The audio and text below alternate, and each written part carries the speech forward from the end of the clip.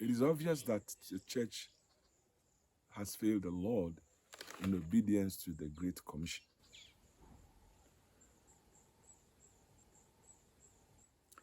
My name is Reverend Dr. Justifier Ninoy Okwe, and the country leader for Ghana, as well as the Anglophone Reaching Director for TNET International. My name is Mulgeta Shagre. I am from Ethiopia. Well, my name is Timothy Kashweka, and I am from Zambia. I am called Ndifomumbe Johnson Zambo. I'm a Cameroonian. Did you grow up in a Christian home? No. No. No. I would say initially no. My father was an Anglican, but he wasn't born again, so to say. And so a couple of times he took us to the Anglican church, and we followed him to the church because it was mandatory for us when we were kids just to follow your parents to church. I don't actually remember my parents ever going to church. I grew up in a mixed family of both Christian and Islam. My father was a Muslim, my mother was a Christian. I was the first generation believer in my family. Now we are more than 30. A lady called Anne invited me to a youth meeting, and at the youth meeting, someone was preaching from Hebrews chapter 11. I was actually in high school then. And then following day, which was a Sunday, I went to the main service and someone was preaching on who is Jesus, and that's how I gave my life to the Lord. When I grew up, I was so interested in dancing, and the church music attracted me to the church. And subsequently, I met somebody who shared the gospel with me, and I was convicted of my sin and my own way of life that was not pleasing to God. And then I turned over my life to Jesus and then accepted him as my personal Lord and Savior from sin.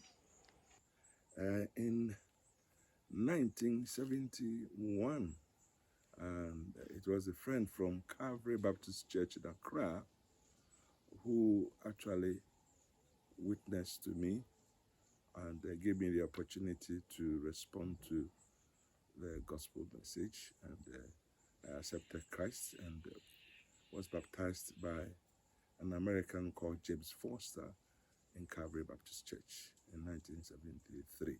Well, it is a miracle,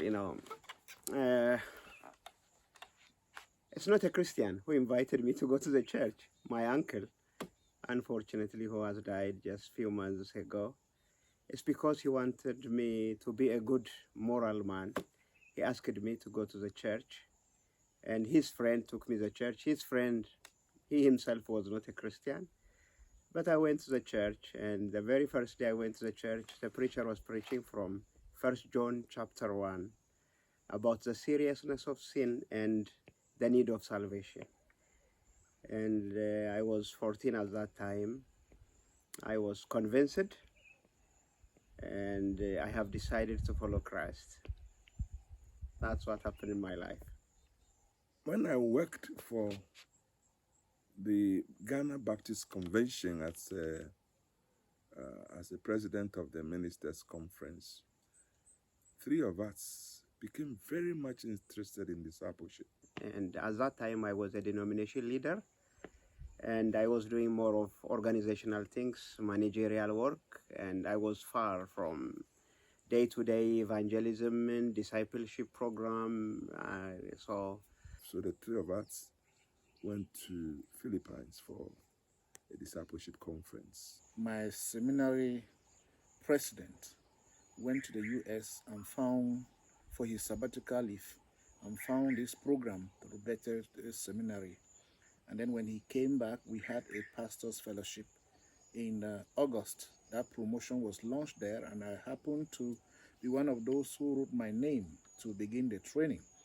Then we came back, looked at his program, and we were not too satisfied that that program really could be sustained. And so somebody introduced us to, one of our church leaders introduced us to TNET classes? I am actually the longest African staff member of TNET. But not only the longest, but it was myself and a friend called Rick Kamwanga, a pastor, who invited Bob Gillam to come to Zambia and talk to us a little more about disciple making and TNET. The training, first of all, changed satisfy my longing for a disciple-making church. I would say it provides the understanding that discipleship is a wonderful privilege to take your church members through a systematic period of growth from one stage to the other. Because initially, I had been very interested in discipleship programs. When I got to church, I wanted to grow first my life and help grow other people's life. When I took course one, it took me back to the days when I was converted and how I grew up and the need of discipleship and the life on this earth to live as a disciple. When the responsibility to be involved in leadership, I moved to a smaller church where I tested the program there and saw how it worked. So it was so satisfying. First, for my own satisfaction, I found something that was working, and then I wanted to be an instrument in God's hands through the same program in helping other churches, which has gone a long way to change, bring a new paradigm shift in the churches that are involved in the program. I was really challenged to go out of my comfort zone where we are working in the West and northeast part of the country, and God spoke to me clearly to go to southwest part of the country, Kaffa, where the coffee is originated. In fact, the name coffee is originated from Kaffa. And God spoke to me, and we began to pray with the leadership, and God helped us to go there and plant churches. Now we have planted 5 churches in that area, and God is working that. So this is what we are doing.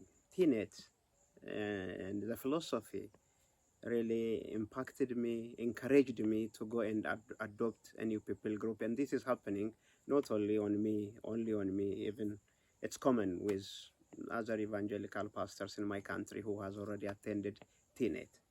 So it's a great deal. It's a wonderful tool for ministry. Nowadays, the current problem we are facing is ethnicity. Unfortunately, the previous governments were advocating about ethnically based leadership, and now we are really facing this problem everywhere. Every ethnic group thinks about its own ethnic group, and this really impacting negatively even the evangelical churches today. We have challenge with multi-languages in the countries, and so especially for us in Cameroon, that it first started but with English speaking. So penetrating the French area has been a challenge. And unrest in the country is also another problem. I have pastors that have been arrested. Myself, I've gone through issues several times. If not that the finishing of the Great Commission is flowing through my bloodstreams, this thing would have fallen down. It is my calling. I count it as a privilege. I saw so many others that have been in ministry and they have died. I am not more holier than them. Having untrained pastors, having pastors who are not willing to come for the training, and obviously doing their own thing, which is not biblical. That has been a big challenge. And how are we addressing that?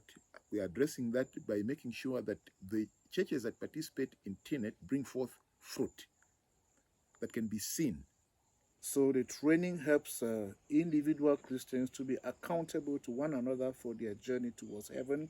And in that way, it allows room for others to help your own growth. TNET challenged me, influenced me, impacted my life, my church, and my country. to focus on evangelism and church planting and finishing the Great Commission. It is obvious that the church has failed the Lord in obedience to the Great Commission. And TNET provides a way back to track on how we can successfully finish the Great Commission. We seek to train leaders who, on a daily basis, at a household level, are going to impact homes and change them. To make sure we can go out and make people to believe in Jesus Christ. And eventually, when they have believed in Jesus, we should make them behave like Jesus and eventually become like Jesus. And so the investment that we receive is one where we are transforming lives, where we're transforming families, where we're transforming disciples. That is the goal of TNET, and that's what makes TNET program very, very exciting. It is a worthy investment that will stand for eternity.